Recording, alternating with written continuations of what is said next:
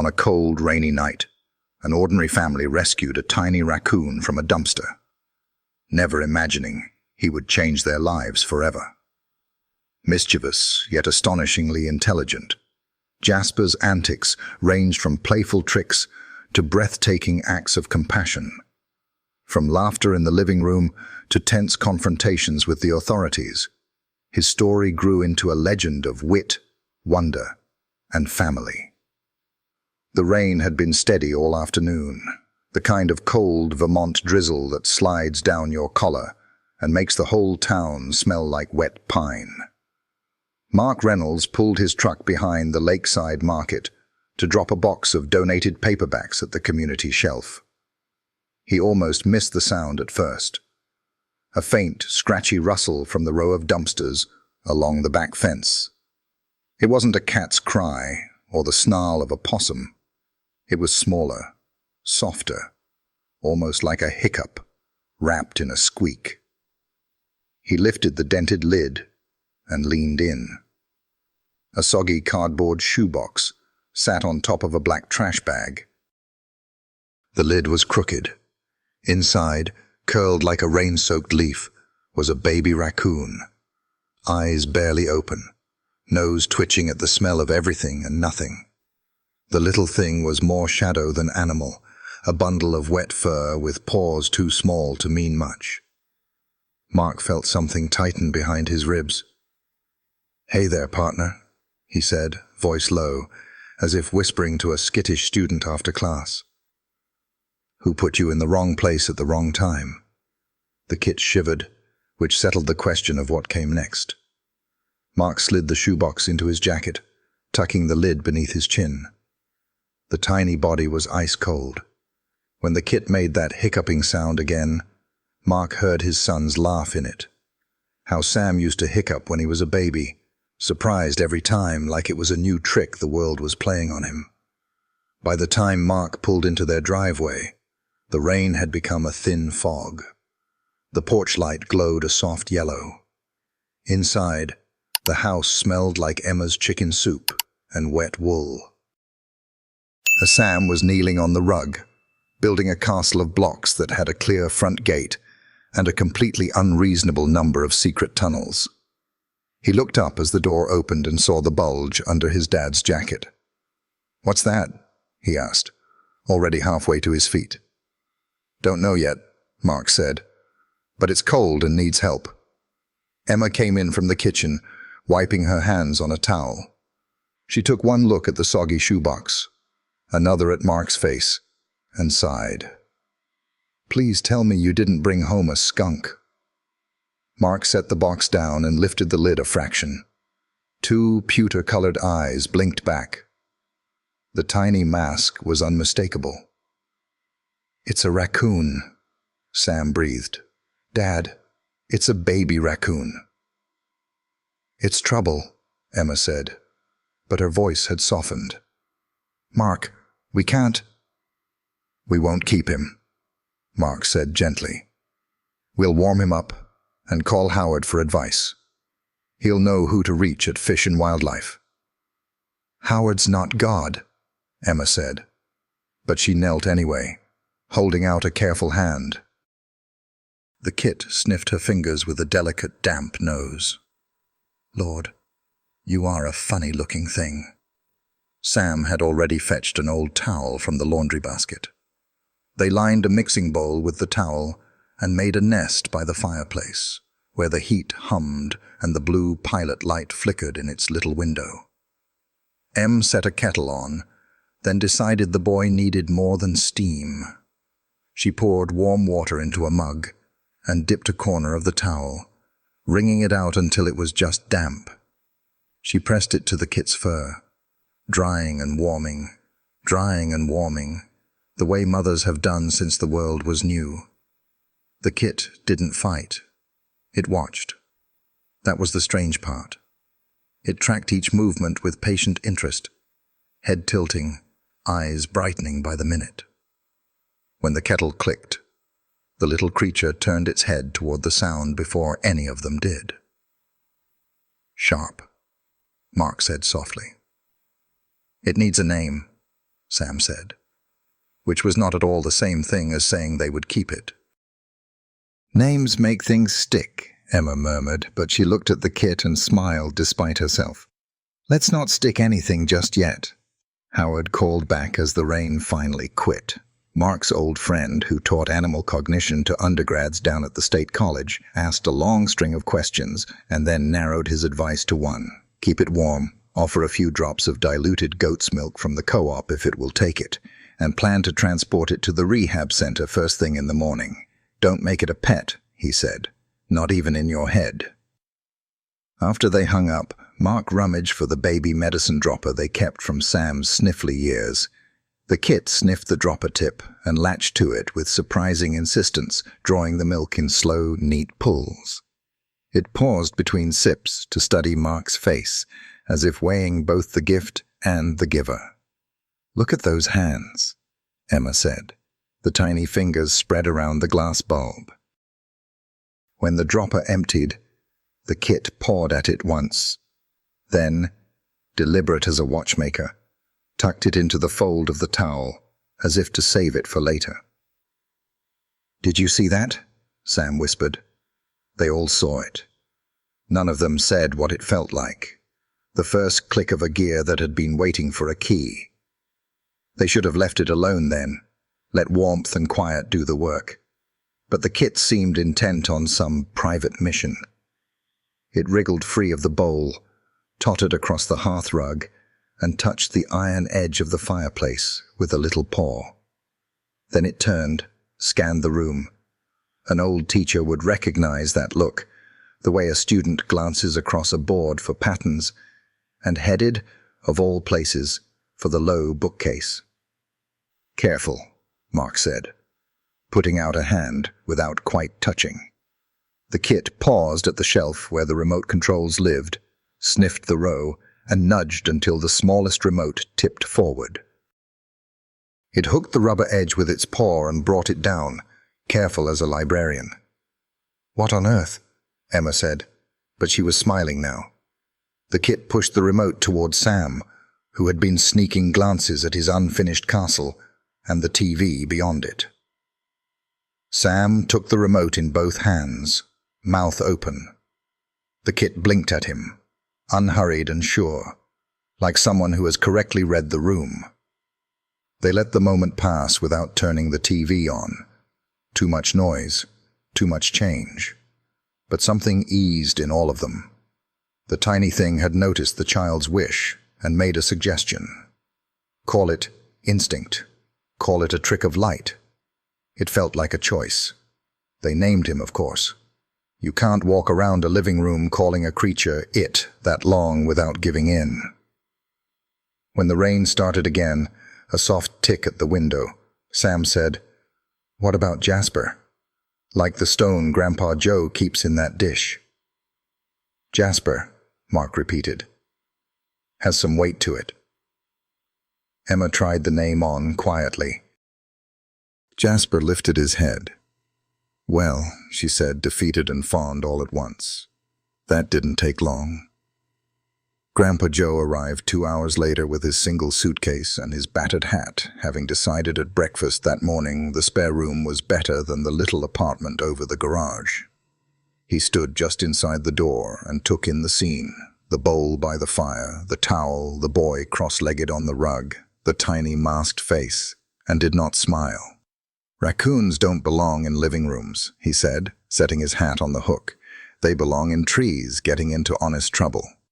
"We're taking him to a rehab center in the morning," Emma said. "He just needed some heat and a little milk."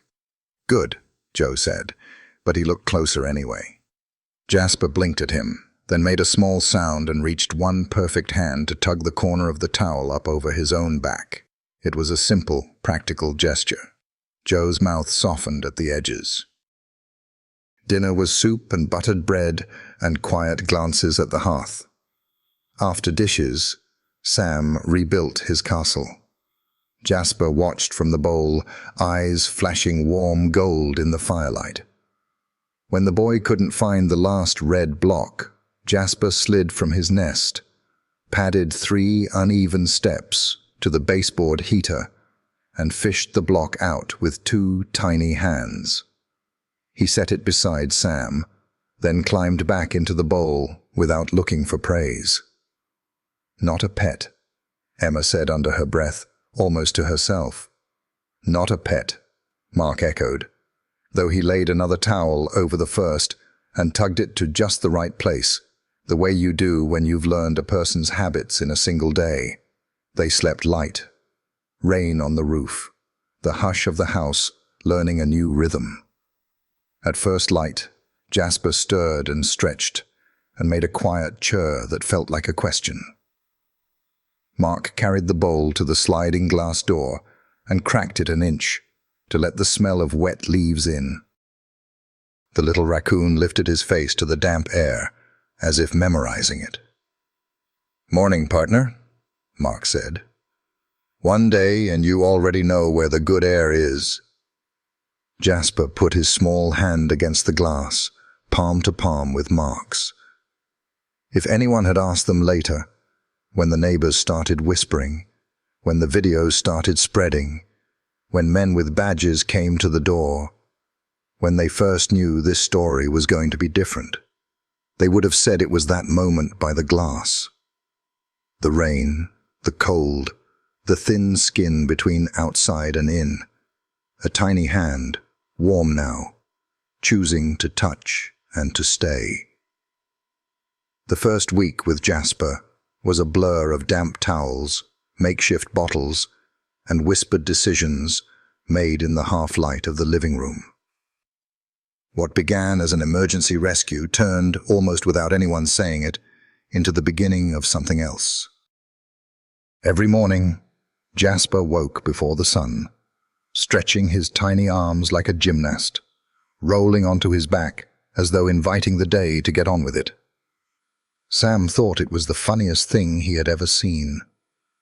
Emma muttered that sleep was already a rare luxury, but she found herself smiling when she leaned over the bowl and saw those sharp black eyes already awake and watching her. By the end of the second week, Jasper was no longer content to stay in the nest by the fireplace. His legs were still awkward, but determination carried him across the rug with a kind of sideways hop. He had discovered the kitchen and, more importantly, the refrigerator. Mark came home one afternoon to find the bottom shelf door hanging open, a slice of American cheese torn from its wrapper and dragged halfway across the linoleum. Jasper sat beside it, nibbling at the edge, face smug with victory. Sam laughed so hard he fell against the counter. Emma put her hands on her hips and said, "This is not sustainable," though she had to bite back a smile. The raccoon's curiosity knew no borders. If there was a cabinet, he opened it. If there was a box, he climbed inside. Grandpa Joe's toolbox was an early target.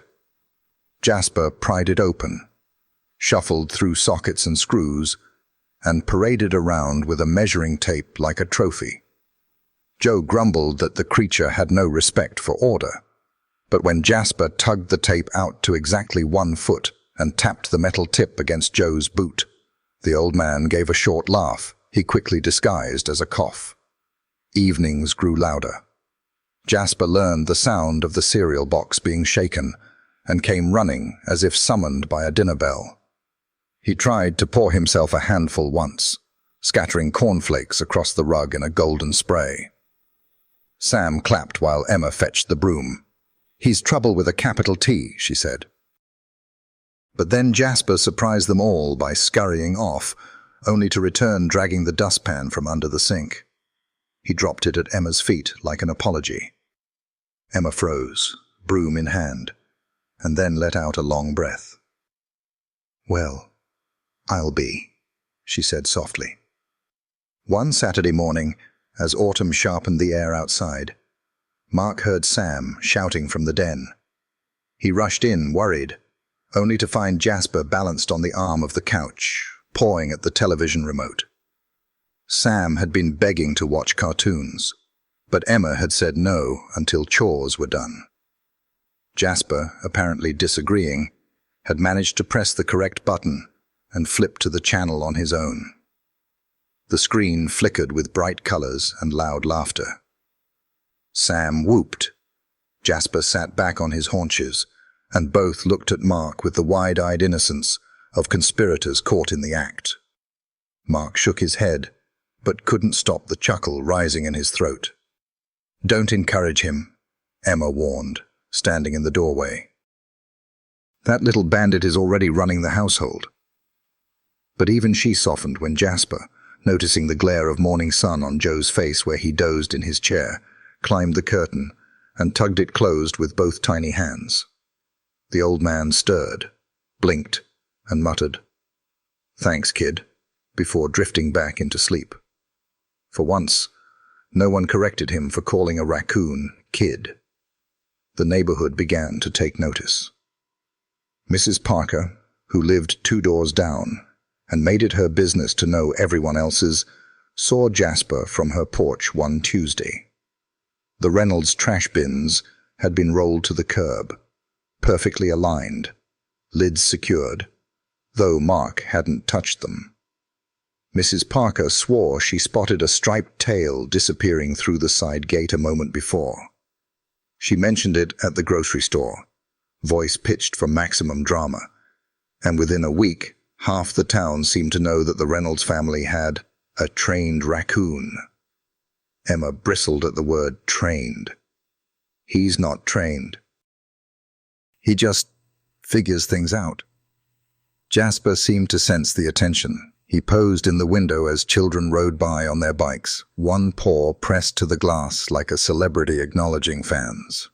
Mark worried this wasn't good. The more eyes on Jasper, the greater the risk that someone from the authorities would start asking questions. Yet it was impossible not to marvel. When Sam misplaced a puzzle piece under the couch, Jasper fished it out and dropped it neatly in the boy's lap. When Emma sneezed, Jasper darted away and returned dragging the box of tissues across the floor, leaving a trail like breadcrumbs. He tore the box a little, but the point was clear.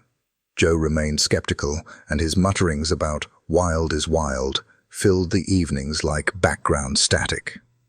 Still, even he had to pause when Jasper climbed into his lap, uninvited one chilly night, tugged at the edge of his blanket, and tucked it over Joe's knees. The old man grumbled but stroked Jasper's back once before the raccoon bounded off again, knocking a coaster to the floor just to prove he was still mischievous. "You can't stay mad at him," Sam said, retrieving the coaster. He's like a little brother who never listens but always makes it up somehow." It was hard to argue. Jasper was equal parts prankster and caretaker, a balance that kept the family guessing. One moment he was on top of the pantry shelf, dropping pasta boxes like hailstones. The next, he was gently laying a toy car into Sam's open palm, as if he understood the boy's frustration at losing it. The house had always been steady, predictable. Now it buzzed with energy, every corner alive with the possibility of Jasper's next move. Still, a quiet worry lingered. They hadn't told many people how Jasper came to them, or that the rehab center call had never been made. Mark carried that weight each night, staring at the ceiling after the house went still. Outside, the lake whispered against its shore, and the maple leaves turned redder by the day. Inside, a small masked creature curled on the rug between the boy's bed and the door, as if he had already chosen his post in the world. Mark thought of Howard's warning, "Don't make it a pet," and knew it was too late. What he didn't know, not yet, was that the same cleverness that charmed them would soon draw the eyes of more than neighbors. Trouble was already on its way, rolling steady as the seasons. For now, though, the Reynolds family lived in the strange glow of discovery, laughing at the raccoon who stole snacks and hearts in equal measure, and wondering, in their quietest moments, what exactly they had welcomed into their lives. By the time autumn settled hard against the Vermont hills, Jasper had outgrown the bowl by the fire and claimed the house as his kingdom. He no longer tottered awkwardly. He ran, balanced, leapt with precision. Sam often said he looked more like a mischievous gymnast than an animal. Emma kept insisting he was simply too clever for his own good, though she secretly admired the way he seemed to anticipate needs before anyone voiced them. It was on a Sunday morning, crisp and bright, when the idea of Jasper's IQ first entered their lives. Mark was at the kitchen table with his coffee, grading old papers he had brought home from the school, where he still substituted occasionally. Sam was on the rug, frustrated with a set of Lego blocks that refused to fit into the square wall he was determined to build. Pieces clattered, colors mismatched, the tower sagging like a crooked tooth. Jasper, sprawled nearby on his belly, watched in silence. His little black hands tapped against the floor in a rhythm that looked like thought. Sam huffed. "It's impossible. The red one won't fit." Without warning, Jasper stood, padded over, and picked up the offending block. He rotated it carefully, eyes narrowed, and snapped it into place. The wall straightened. Then, with astonishing patience, Jasper reached for 3 more blocks, aligning them by color and size, completing the pattern Sam had abandoned. He stepped back, sat on his haunches, and looked at the boy as though waiting for applause. Sam's mouth fell open. "Dad, did you see that?" Mark had seen it all. He had even forgotten to breathe. Slowly, he set his coffee cup down. "Yeah," he said, voice low. "I saw." Emma, drawn by the noise, leaned in from the doorway, just in time to watch Jasper sort the leftover blocks into little piles, red with red, blue with blue, yellow with yellow. When he finished, he nudged the neat stacks toward Sam and turned his head, proud but matter of fact. Emma whispered, "That's not normal." Later that afternoon, Mark called Howard, the old friend who had once cautioned him against making Jasper a pet. He described the Lego episode in detail. There was silence on the other end, followed by a half-laugh. "Mark, you're telling me a raccoon color-sorted and corrected your kid's mistakes?" "That's what I'm saying." "Then either your boy has a magician for a pet, or you've got something extraordinary on your hands. I'd joke it's got the IQ of 200. The phrase stuck. Sam repeated it to himself like a secret spell. IQ 200. My raccoon is a genius. From then on, the family began noticing things they might have ignored before. Jasper opened doors not with brute force, but by studying the latch and pressing at the precise point. He figured out the child lock on the cabinet under the sink, much to Emma's horror. One evening, when Mark sneezed 3 times in a row, Jasper disappeared down the hall and returned dragging a box of tissues, clutched awkwardly in his teeth.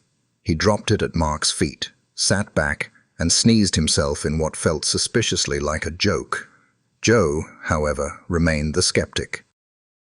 "Parlor tricks," he muttered, though his eyes followed Jasper more often than he admitted. One night, while Joe struggled with the crossword puzzle he never completed without erasing half the grid, Jasper climbed onto the coffee table and pawed at the pencil. He nudged it toward Joe, then tapped at the blank squares with a strange insistence. Joe frowned, grumbling, but filled in the answer anyway. When the word fit perfectly, he glanced sideways at the raccoon. Jasper blinked slowly, as if saying, "See?" "I don't know whether to be amused or frightened," Joe told Mark later. The truth was, Jasper's intelligence had started to bind the family together in new ways. Sam treated him as a partner in games, inventing obstacle courses through the living room, which Jasper completed with breathtaking precision. Emma began to rely on him in small, unspoken ways. She'd drop her keys on the counter, and somehow they'd end up neatly on the hook by the door. Mark, though cautious, couldn't help but marvel at the pattern forming. This wasn't random. Jasper observed, interpreted, acted like a member of the family who wanted to help. Still, each new trick carried an undercurrent of unease. One evening, as dusk fell and the lake outside turned glassy and dark, Emma watched Jasper climb onto the counter.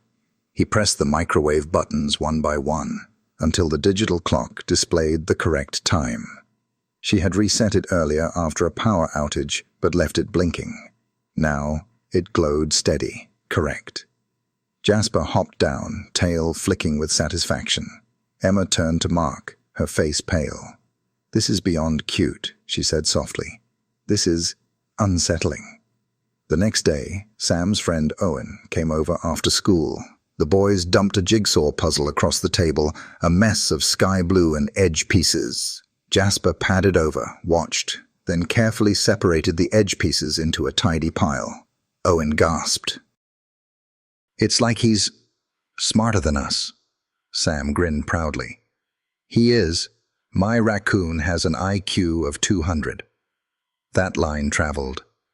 By the end of the week, Owen had told his parents, who told their neighbors, and soon whispers of a genius raccoon began to circulate. Mrs. Parker repeated the story at church coffee hour, where she added that she had seen the animal carry out the trash. Mark tried to downplay it, telling folks Jasper was just clever with his hands. But the seed had been planted. Jasper was no longer simply the Reynolds' odd pet. He was becoming a legend in the making. At home, the legend deepened. Joe, gruff as ever, nearly fell asleep one evening in his chair when Jasper tugged the blanket off the couch and draped it over the old man's legs. Joe started awake, looked down at the little creature and muttered, "All right, maybe you've got more sense than some folks I know." He didn't meet anyone's eyes when he said it, but Sam noticed. The climax of that autumn came one stormy night. The wind rattled the windows and the power flickered. Sam grew anxious, hating the dark. He tried to keep playing with his blocks, but his hands shook and one tower collapsed. Before Mark could light a lantern, Jasper padded over, picked up the flashlight from the counter, and clicked it on with one sharp press of the button. He set it upright, illuminating the entire room with steady light. Sam's fear drained away in an instant. Mark watched, awe mixing with dread. "This isn't instinct," he murmured. "This is something else."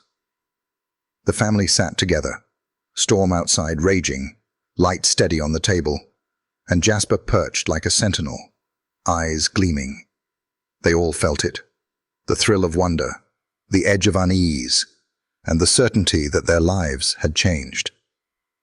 The phrase had started as a joke, but now it whispered in the back of their minds whenever Jasper surprised them again.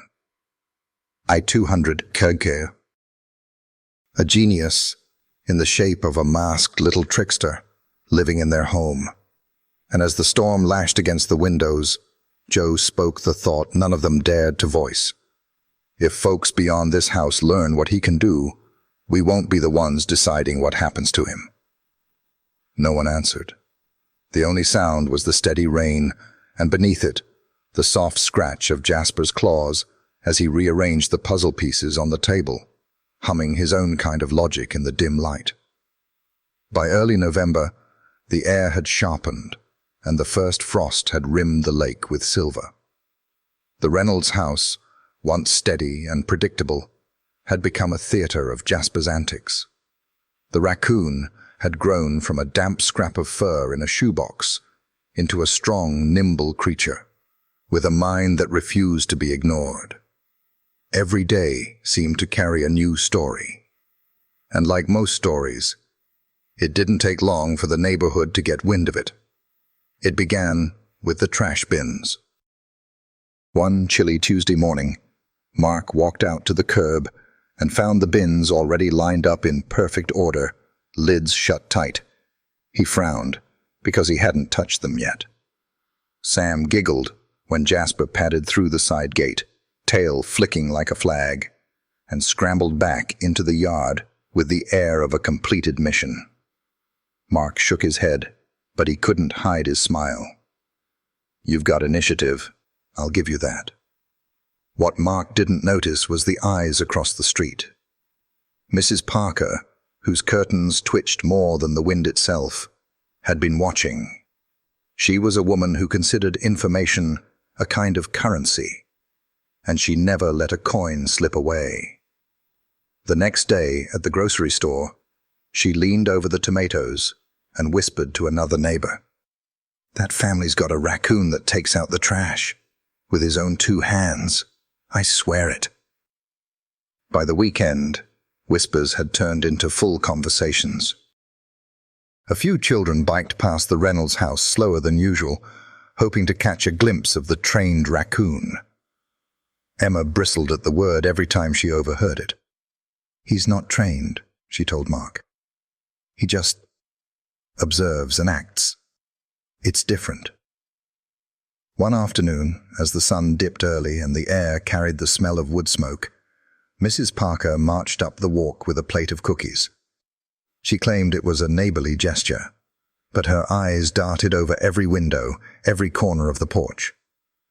When Jasper poked his head from the doorway, she gasped with theatrical delight. "Well, there's the little genius. Do you really let him run loose in the house?"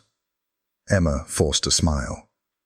"He's part of the family. He keeps himself busy." Busy was an understatement. Jasper, apparently insulted by her tone, waddled past and tugged open the screen door himself. He hopped down the steps, plucked a cookie straight off the plate, and trotted back inside, leaving Mrs. Parker gaping. Sam clapped his hands in triumph. "See? He's got manners. He only took 1. Mrs. Parker's story that evening had grown into something larger. By the time she shared it at her church group, Jasper was said to have served himself tea at the Reynolds house. Mark groaned when he heard it second-hand. But the damage was done. Jasper's reputation was no longer contained by their walls. Grandpa Joe muttered constantly about it. "You can't let folks see him do these things. The more they know, the sooner someone will come knocking. Raccoons belong in the woods, not on front porches shaking hands." Emma agreed with the worry, but she couldn't deny the wonder. Jasper had begun demonstrating uncanny awareness of the family's routines. When Emma set down her stethoscope after a long hospital shift, Jasper would pull her slippers from under the couch and set them at her feet. When Joe sat down with his crossword, Jasper would paw at the pencil until Joe surrendered it, half amused, half annoyed. Even Emma had to admit, "It feels less like he's copying us and more like he's keeping up with us." The tipping point came during a neighborhood block party. Sam begged to bring Jasper along, and though Mark hesitated, he finally gave in. "But he stays in the wagon, Sam. No running loose." At first, Jasper obliged. He perched in the little red wagon, tail curling around his paws, watching the crowd. The kids flocked to him, pointing and laughing, thrilled to be near the masked creature they'd heard about. Then, inevitably, mischief struck. A balloon slipped from a toddler's hand, floating high toward the trees. The child began to cry. Before anyone could react, Jasper leapt from the wagon, scurried up the nearest oak, and snagged the string with one nimble paw. He climbed down slowly, carefully, and placed the balloon back in the child's hands. The crowd erupted in applause. Cameras flashed. "That's it," Joe hissed. "Every phone out here is a ticket to trouble." He wasn't wrong. By the next morning, the clip of Jasper rescuing the balloon had spread across social media, filmed from 3 different angles. "Vermont's Hero Raccoon" was the headline on a local blog. Comments flooded in. "Smarter than my kids. Can he babysit? This has to be fake." The Reynolds family watched the views climb with a mixture of pride and dread. Mark tried to laugh it off at first. "So he's internet famous for a week. People forget quick." But when a car he didn't recognize slowed in front of the house twice in one afternoon, His stomach tightened. He didn't say it aloud, but he remembered Howard's warning. Once the world knows, the family doesn't get to decide anymore. That night, as the family sat in the living room, the weight of it settled heavier. Jasper sprawled on the rug, tossing a tennis ball into the air and catching it with surprising skill. Sam giggled every time. Emma leaned against Mark, eyes tired. Joe rocked in his chair, muttering about consequences. Then, in the quiet between conversations, Emma noticed headlights pause outside the house, longer than they should have. She stood, peering through the curtain.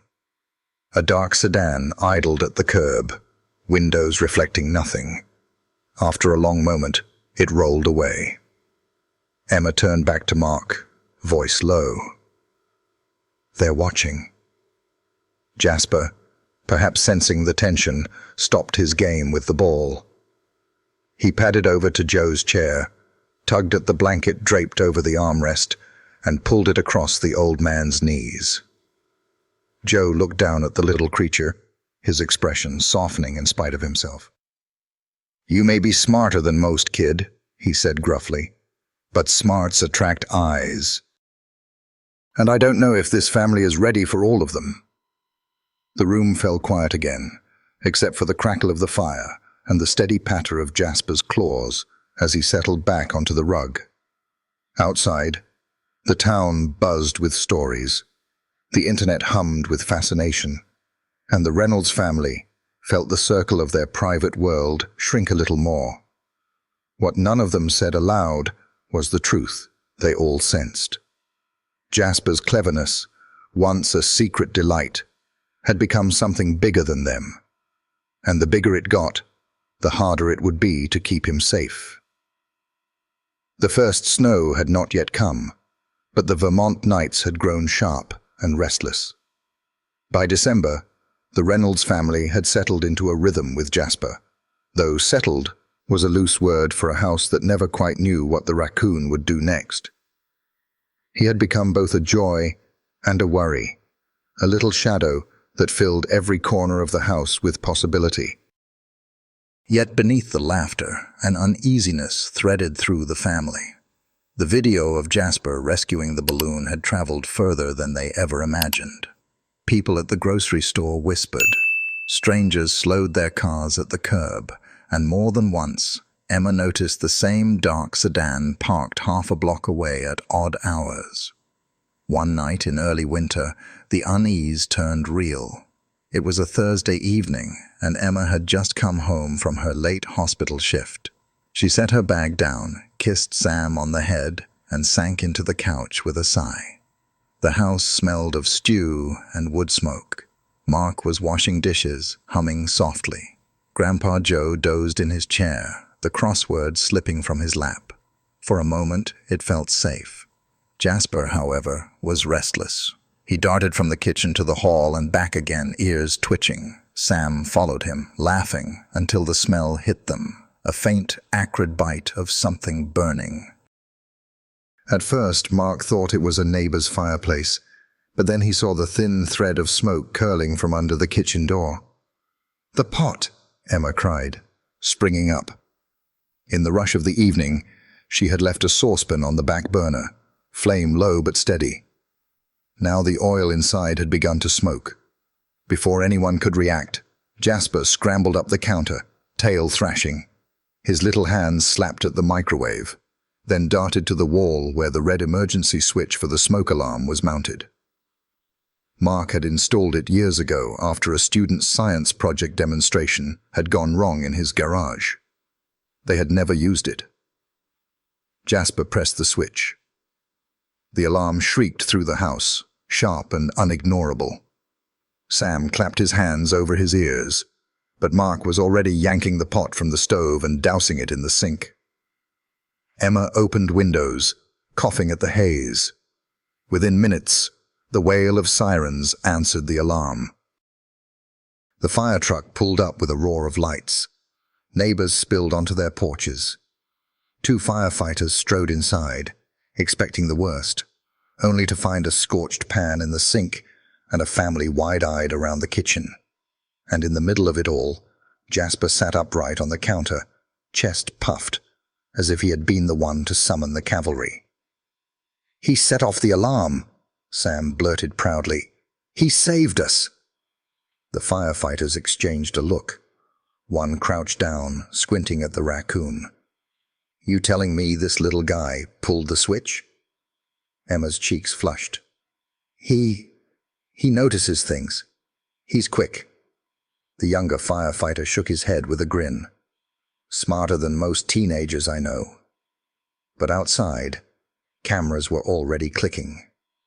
Mrs. Parker had wasted no time gathering a small audience. "That raccoon saved the whole house," she declared to anyone who would listen. Phones filmed, voices rose, and before the firefighters had even left, the story had already left the Reynolds' control.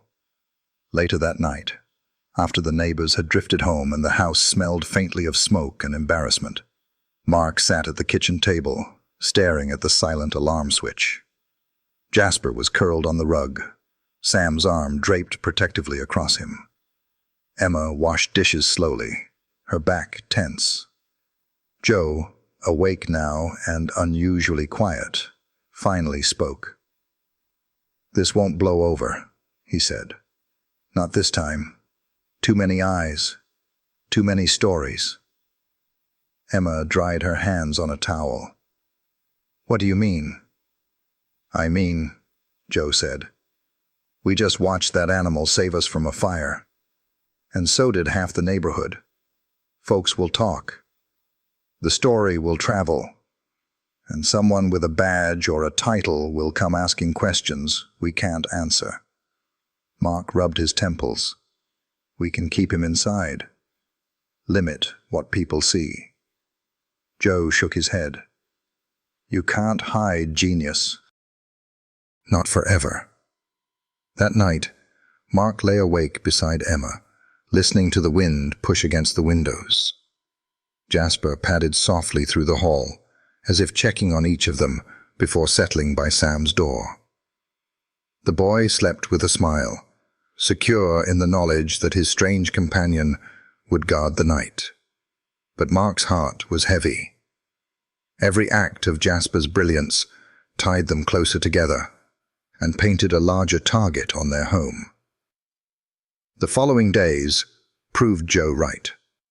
The local news station aired a segment titled "Hero Raccoon Saves Family from Kitchen Fire." A reporter stood on the sidewalk in front of their house, while neighbors provided colorful commentary.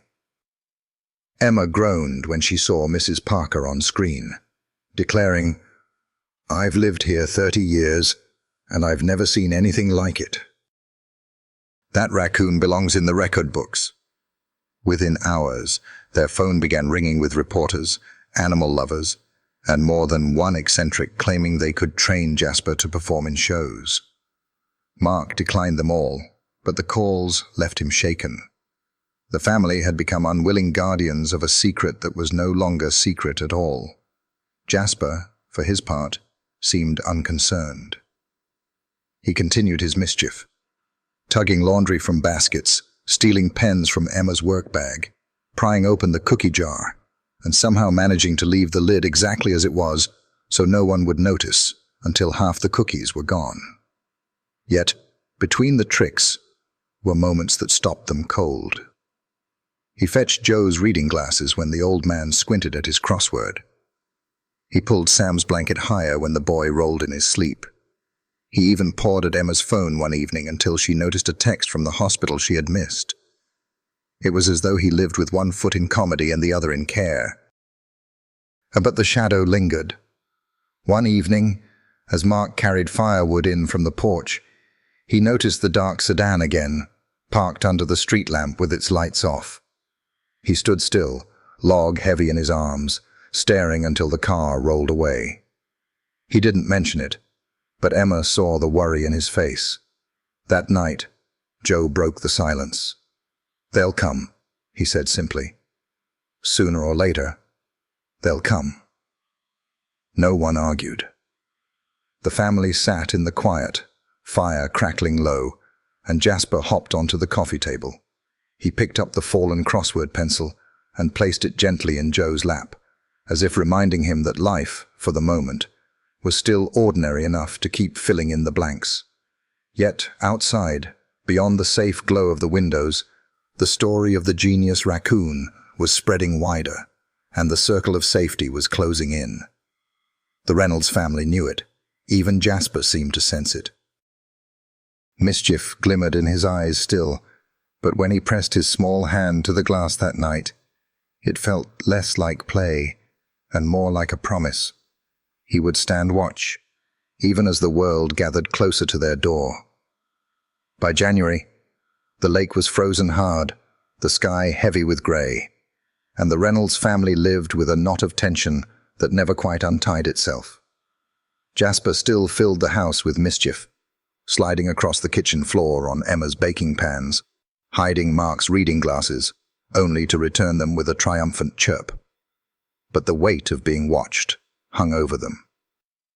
The dark sedan returned often, always lingering just long enough to remind them that curiosity had grown into scrutiny. The knock came on a Saturday morning, when the snow lay thick on the roof and Sam was still in his pajamas. Mark opened the door to find two figures in heavy coats, their badges visible even before they spoke. Mr. Reynolds, the taller man, broad-shouldered with a square jaw, didn't wait for an answer. Mike Brennan, State Wildlife Officer. This is Officer Torres. We've had reports of an unpermitted raccoon living inside your home. Mark's stomach sank, but he forced a polite smile. We've been caring for an orphaned animal. Yes, he's not exactly a pet. Torres, younger, sharp-eyed, stepped forward. Regardless of what you call him, it's against regulations. We'll need to conduct an inspection. Emma, hearing the voices, came to the door, her hand resting on Sam's shoulder. Behind her, Jasper peeked from the hallway, ears twitching, his black mask of fur like a question mark. Joe rose slowly from his chair, scowl deepening. You won't find any cages or chains here, Joe muttered. He's freer than most of us. Brennan ignored him. We'll also need to speak with the animal directly. Emma blinked. Speak with him? Torres adjusted her gloves. Observe. Evaluate his behavior. Determine if he poses a risk. Mark hesitated, heart pounding, but stepped aside. The officers entered, the winter air following them. At first, Jasper kept his distance. He perched on the back of the sofa, studying the strangers with a stillness that unsettled even Brennan. Sam whispered, "It's okay, buddy," and Jasper flicked his ears as if weighing the truth of it. Then with deliberate calm, he hopped down and padded toward the visitors. Brennan's pen scratched against his clipboard. Not aggressive, curious. Jasper sat back on his haunches, tail curling. He studied Brennan's heavy boots, then Torres's bag, then the steaming mugs of coffee on the table. After a pause, he reached up, tugged a coaster from the stack, and slid it under Brennan's cup with a neat little push. Torres's eyes widened. Did he just... He notices things, Emma said quietly. Jasper wasn't done. He moved to Sam, who had been clutching his math workbook nervously, and tapped the open page. With quick, deliberate movements, he picked up the pencil, pressed it into Sam's hand, and tapped at the unsolved problem. Sam flushed, stammering, He helps me." For the first time, Torres's official mask slipped. "That's remarkable." Brennan frowned, scribbling notes. "It's still a wild raccoon. Behavior like this is unusual, possibly concerning." Before Mark could reply, Joe let out a sharp groan. He had tried to stand, but his chest clenched, and the color drained from his face. He staggered against the table. "Dad!" Mark lunged forward. Emma's training kicked in, her hands steady, voice sharp. "It's his heart!" In the chaos, Jasper bolted. Torres reached for her radio, but Jasper wasn't fleeing.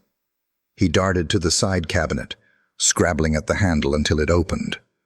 From the bottom shelf, he dragged out the small white bottle Emma kept there, Joe's nitroglycerin tablets. He gripped it in both hands, scampered to Joe's chair, and pressed it into Emma's palm. She blinked, stunned, but there was no time for wonder.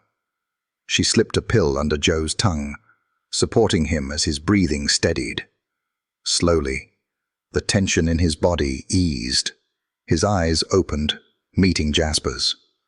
For once, the old man didn't grumble. He simply whispered, "Thank you, kid." The room was silent, except for the ticking of the clock and Joe's ragged breaths. Torres lowered her radio. Brennan stared, jaw tight. "You saw that," Emma said, her voice trembling. "You saw exactly what he did." Brennan cleared his throat. "That could have been coincidence." "Coincidence?" Mark snapped. "You think a coincidence opened the right cabinet, picked the right bottle, and delivered it at the right moment?" Torres shook her head slowly. Her eyes were still fixed on Jasper, who now sat beside Joe's chair, one paw resting lightly on the old man's knee. That wasn't instinct. That was intention. For a long moment, no one moved. Then Jasper gave a small chirp, almost like a laugh, and padded toward the thermostat. He stood on his hind legs, pressed the button twice, and warm air hummed through the vents. The gesture was casual, almost playful, but the meaning was clear. "He's not just surviving here," Emma said softly. "He's living with us, as family." Brennan looked down at his clipboard, then at Torres. She met his gaze with something between awe and confusion. Finally, Brennan spoke. "We'll need to file a report." His voice was gruff, but not as firm as it had been at the door. "This case doesn't fit neatly into any category." Torres nodded slowly. "No, it doesn't." They turned to leave, the tension unbroken but altered. As the door closed behind them, Emma sagged against the wall, tears pricking her eyes. Sam hugged Jasper tight, whispering, "You saved Grandpa. You saved us all." Mark stood still, staring at the door. The visit had not ended with Jasper in a cage, but the reprieve felt fragile. The world had seen a glimpse of what lived under their roof, and the world did not always reward what it didn't understand. That night, the family ate dinner in silence, the weight of the day heavy around them. Yet when Jasper dragged Joe's blanket across the floor and tucked it over his legs once more, the old man chuckled weakly. "Smarter than all of us put together," he murmured. And though none of them said it aloud, they all knew the truth. The officers would return. Next time, they might not leave so easily. Winter pressed in heavy and relentless, the kind of cold that seeped through windows and seemed to gnaw at the bones. Inside the Reynolds home, the wood stove kept a steady warmth, and the family carried on with their odd new rhythm. But no one forgot the Saturday morning, when the wardens had stood in their living room.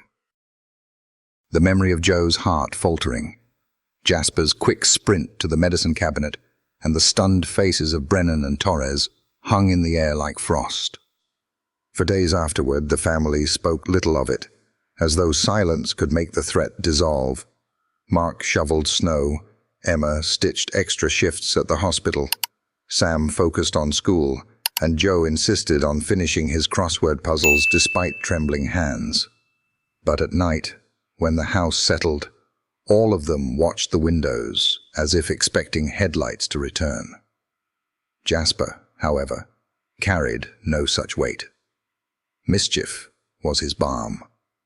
He climbed onto the curtain rods to perform daredevil leaps into the armchair, stole socks only to deposit them in pairs at the front door, and once managed to flick the light switch on and off until Sam doubled over with laughter.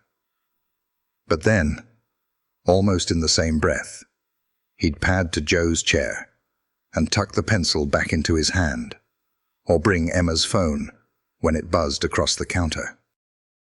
It was as if the little raccoon understood that joy and care had to walk together. One evening, the storm outside rattled the windows hard enough to dim the lamps. The family gathered in the living room. Brennan and Torres had promised to file a report, but no one knew what that meant. Joe dozed under his blanket. Sam sprawled on the rug with Jasper pressed against his side, and Emma sat beside Mark with her knitting untouched in her lap. Then came another knock at the door. This time, it wasn't uniformed officers, but Dr. Karen Lee, the biologist from the university, bundled in a parka and carrying a leather satchel. She introduced herself with a firm handshake and an apologetic smile. "I heard about your visitor last week," she said. "I also heard what the animal did." Emma stiffened. "He has a name. Jasper." Dr. Lee nodded. "Yes, Jasper. I'd like to see him, if you'll allow it. Not to take him. To understand him." Mark hesitated, but Jasper solved the problem himself. He trotted into the room, sniffed at the satchel, and then, without hesitation, pulled out the zipper with his nimble fingers. From inside, he withdrew a notepad and placed it at Dr. Lee's feet, as if introducing himself. The biologist laughed softly. "Well, that's a start." She spent an hour observing, scribbling notes as Jasper performed his usual blend of pranks and kindness. He opened the cookie jar, but brought Emma a cookie first, leaving the lid neat as a pin. He pored through Sam's math workbook and tapped at a correct answer when the boy hesitated. When Joe's blanket slipped to the floor, Jasper dragged it back into place with deliberate care. Dr. Lee's face softened as she watched. "This isn't mimicry. It's problem-solving, empathy, anticipation. He's operating beyond instinct." Joe snorted. "Tell the wardens that." She set her pen down. "That's exactly why I came. Brennan and Torres are filing their report, but I believe if I advocate for you, there's a chance this story won't end with Jasper being taken away." Mark leaned forward. "Advocate how?" "By documenting what I've seen. By showing them that Jasper isn't a risk. He's an opportunity. An opportunity to study cognition across species. To challenge what we believe about intelligence. If I can frame it as research instead of violation, you might buy him time. Maybe more than that." The family exchanged wary glances. Trusting outsiders was dangerous, but Dr. Lee's voice carried no arrogance, only earnestness. Jasper himself seemed to decide. He climbed onto the sofa, took her pen in his little hands, and set it neatly back into her satchel. "That's his, yes," Sam said with a grin. The biologist visited again the following week, this time bringing small puzzles. Boxes with latches, toys with hidden treats, a stack of colored blocks.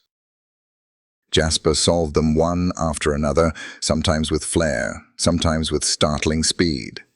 Once, when she purposely hid the treat inside a box too tightly, he didn't grow frustrated. He simply carried the box to Sam and nudged it into his hands, as if saying, "You try." Dr. Lee was astonished. "Not just problem-solving," she whispered. "Collaboration." But Brennan was not easily swayed. A month later, he returned with Torres for a follow-up inspection. The tension was thick as frost in the air. He carried his clipboard, eyes colder than the snow still clinging to his boots. "This can't continue," he said. "An animal like this belongs under regulation, not in a suburban living room." Torres looked less certain. She had witnessed Jasper's quick thinking with Joe's medication. Now, as she watched him toddle over to Sam with a pair of mittens in his hands, her brow furrowed. "He's not dangerous," she murmured. "He's protective." But Brennan shook his head. "That doesn't matter." The room felt on the edge of collapse. Emma clutched Sam close. Joe leaned forward in his chair, ready to argue despite his frailty. Mark's jaw tightened, the weight of choices heavy on his shoulders. And then Jasper, perhaps sensing the storm, moved. He walked directly to Brennan, who stood stiff and unyielding. The raccoon reached up, tugged at the officer's empty coffee cup on the table, and padded into the kitchen. A moment later, he returned with the cup half filled from the carafe. Not a drop spilled. He set it carefully at Brennan's elbow and blinked. The officer froze. His pen hovered over the clipboard. He glanced at Torres, who raised her brows, eyes shining with something close to wonder. In that silence, Dr. Lee spoke. "You can file citations all day long, but what you're witnessing here doesn't fit in your book. You saw it with your own eyes. This isn't a raccoon breaking rules. This is a mind at work." Brennan's jaw worked, but no words came. Jasper gave a little chirr, almost teasing, and curled beside Joe's chair as if to say, "I'm not leaving." The standoff ended not with handcuffs or cages, but with Brennan closing his clipboard without writing a single note. "We'll consider this further," he said gruffly. Torres smiled faintly. "Consider it carefully." When they left, the air in the house seemed to lighten, though the family knew the reprieve was temporary. They had not won freedom, only time. That night, as snowflakes drifted against the windows, Joe spoke softly to the raccoon, nestled at his feet. "You bought yourself another day, kid. Maybe more. But sooner or later, the world's gonna want a piece of you." Jasper lifted his head, eyes glinting in the firelight. He tapped Joe's boot once, then lay back down, calm as though he understood. The family sat together, fire crackling, storm outside quieting. They knew nothing was settled, but something had shifted. The tide of doubt had begun to turn. It wasn't just the Reynolds family who believed anymore. It was the officers, the scientist, the neighbors. Slowly, the circle of witnesses widened, and with it, the possibility that Jasper's story would not end in loss, but in recognition. For the first time in weeks, Emma let herself hope. And for the first time, Mark allowed himself to imagine a future where Jasper wasn't taken away, but celebrated for exactly who he was. A mischievous, brilliant, 200 IQ raccoon who had already changed their lives forever. Spring came slow to Vermont, melting the heavy drifts of snow into rivulets that cut through the yard and swelled the lake. By April, the air smelled of damp earth and budding trees. The Reynolds family had survived a winter of tension, inspections, and long nights wondering if every knock at the door would be the one that took Jasper away. Yet somehow, he remained. Mischievous as ever, clever beyond reason, and now, after Dr. Lee's reports and Torres's quiet support, acknowledged as something more than a curiosity. The change began quietly. A letter arrived from the university, stamped with the seal of the state. It invited Mark and Emma to bring Jasper for a collaborative observation program, overseen by Dr. Lee herself. It wasn't a seizure order or a threat. It was permission, recognition, maybe even protection. Mark read it twice before daring to believe it. Joe grumbled, as was his habit, but his eyes softened when he looked down at the raccoon curled at his feet. "Guess the world's finally catching up to you, kid," he muttered. By summer, the Reynolds' modest house had transformed.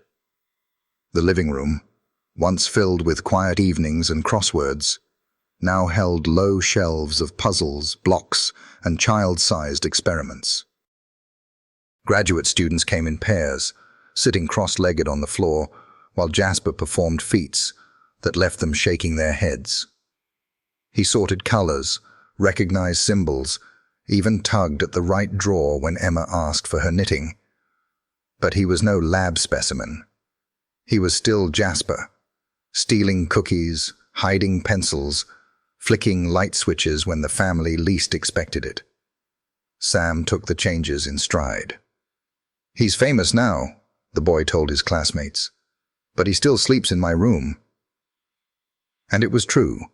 Despite cameras and notebooks, Jasper always returned to curl between Sam's bed and the door, keeping watch as faithfully as any dog. Grandpa Joe, once Jasper's loudest critic, became his staunchest defender.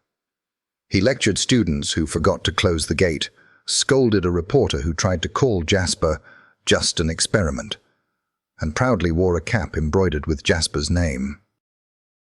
More than once, Sam caught the old man slipping Jasper a marshmallow from his pocket, shaking his head fondly as the raccoon licked his fingers clean. The turning point for the wider world came one bright afternoon when the governor himself visited. Cameras crowded the yard, neighbors craned over fences, and Brennan, the stern officer who had once come with threat in his eyes, stood among them, arms folded but expression softened. Jasper ignored the fuss. He trotted across the lawn, dragging a blanket, and laid it gently over Joe's legs, where he sat in his chair, smiling against the sun. The cameras flashed, the crowd murmured, and in that small, simple act, the story crystallized. This was not a wild animal to be caged, but a companion who understood care. A month later, the brass plaque was hung by the door. It read, "The Jasper Center for Interspecies Understanding." The words were bold, the metal gleaming, but it was the line beneath that drew tears to Emma's eyes. Compassion has no species. Life settled into a new kind of rhythm. The Reynolds family adjusted to visitors, lectures, and curious onlookers. Yet, at its heart, the house remained the same. Emma still cooked stew on Sundays. Mark still stacked firewood. Joe still filled in half his crossword before napping, and Sam still built castles on the rug. And Jasper, clever, sly, affectionate Jasper, still knocked pieces over with a paw, only to place them back when Sam pouted. There were still worries. Mark knew that attention was a fragile shield. Fame could sour, curiosity could turn cruel. But as he watched Jasper one evening, perched on the window ledge, tiny hand pressed to the glass as the sunset flamed across the lake, he felt something steady rise inside him. Whatever came, they were not alone in this anymore. The story ended where it had begun, with Jasper choosing to stay, choosing to belong. On the last day of summer, the Reynolds family gathered on the porch. Sam held up his latest drawing, a crooked picture of the house with all of them. Mom, Dad, Grandpa himself, and in the middle, a raccoon with bright eyes and a tail striped like laughter. Jasper looked at the picture, chirped, and tapped it with his paw, as though giving approval. Joe chuckled, voice rough with affection. Not bad for a critter that started in a shoebox. Emma smiled through tears. Not bad at all. Mark slipped an arm around her shoulders. He's not just ours anymore. He's everybody's reminder that family is where you choose it. As twilight settled, Jasper hopped onto the porch rail, surveying his little kingdom. Mischief glimmered in his eyes, but so did something else, something the family had learned to trust. He wasn't tame, not truly wild, but something in between, something rare. And when the porch light clicked on, not by human hand but by the flick of Jasper's nimble paw, the family laughed together. It was ordinary and extraordinary all at once, the perfect symbol of the life they had built with him. Neither pet nor captive, neither wild nor domestic, Jasper was exactly what he wanted to be. family, guardian, trickster, and ambassador. A raccoon with an impossible mind and a boundless heart, who had turned a house by the lake into a place where compassion wore no mask at all. And now, I want to hear from you. If Jasper's story touched your heart, just drop a simple 0 or 1 in the comments below, so I know you're here with us. Don't forget to hit subscribe so you won't miss the next incredible story we share. The best is still to come, and I'd love for you to be part of it.